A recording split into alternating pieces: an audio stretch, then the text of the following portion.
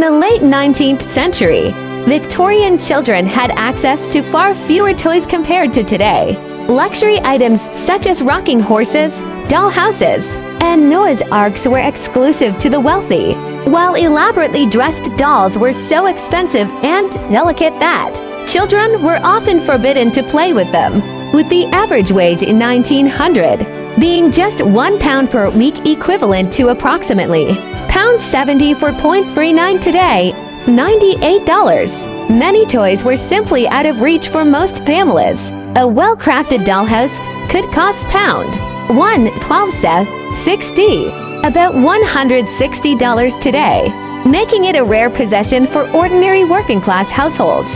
Children from poorer families were sent to work at an early age, leaving little time for leisure. Even in more affluent homes, children were expected to contribute by helping around the house, and playing was often considered unproductive. Early in the century, toys, particularly in wealthier households, were valued primarily for their educational benefits. Dolls and dollhouses were intended to teach girls household management skills. Well-dissected puzzles and card games were used to promote factual learning. As the century progressed, attitudes toward play began to shift, coinciding with the growth of industrialization. This allowed more families to afford the emerging variety of toys available in the market. Mass production, especially from Germany, introduced cheaper tin toys, while mechanical toys such as clockwork trains and lead soldiers gained popularity. Toy soldiers and figurines have been popular since the medieval period, used by both children and adults to stage battle scenes. In the 18th century, lead toy soldiers were first molded in Germany due to lead's affordability and availability, though its toxicity was unknown at the time. Tin later replaced lead for greater durability. Early figures were flat and less than a millimeter thick, standing on small bases. In 1893, British toy maker William Britton introduced hollow, rounded soldiers, which were lighter and easier to produce.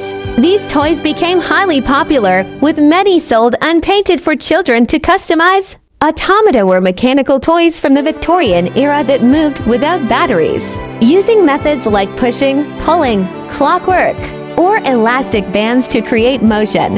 These toys featured rotating figures or other moving parts, often driven by turning a handle or winding a mechanism. While some automata were complex, wind-up toys with internal workings, many were simpler, with visible mechanisms that powered their movements. Jumping jack figures, jointed and made from cardboard or thin wood, were popular with Victorian children. These figures were often used in toy theaters to act out plays or pantomimes they had attended.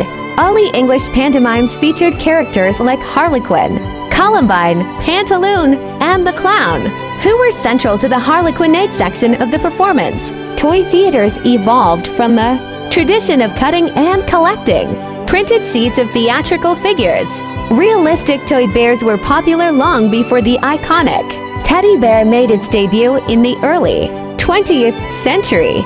These early bears were often designed to look fierce, with sharp teeth and intimidating expressions. Bears held cultural significance in many countries, such as Russia, where they were known as Mishka, and England, where they were called Bruin. The familiar teddy bear didn't emerge until 1903, when U.S. President Theodore Teddy Roosevelt was featured in a cartoon after refusing to shoot a bear during a hunting trip. Inspired by this, Morris Mitchum, founder of the Ideal Toy Corporation in America, created a line of stuffed bears with button eyes, naming them Teddy's Bears. They became an instant hit, leading to mass production. Dolls have existed for thousands of years, with examples found in ancient Egypt, Greece, and Rome. In the Victorian era, dolls were crafted from a variety of materials, including rags, wood, papier mâché, wax, and porcelain.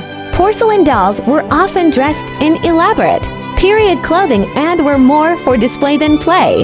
Wax dolls, which were more affordable, often had papier mâché bodies coated with a thin layer of wax to create more lifelike features. Many dolls combined materials, such as porcelain or bisque, and glazed china, hats with paper mache or leather bodies, making them popular with both boys and girls.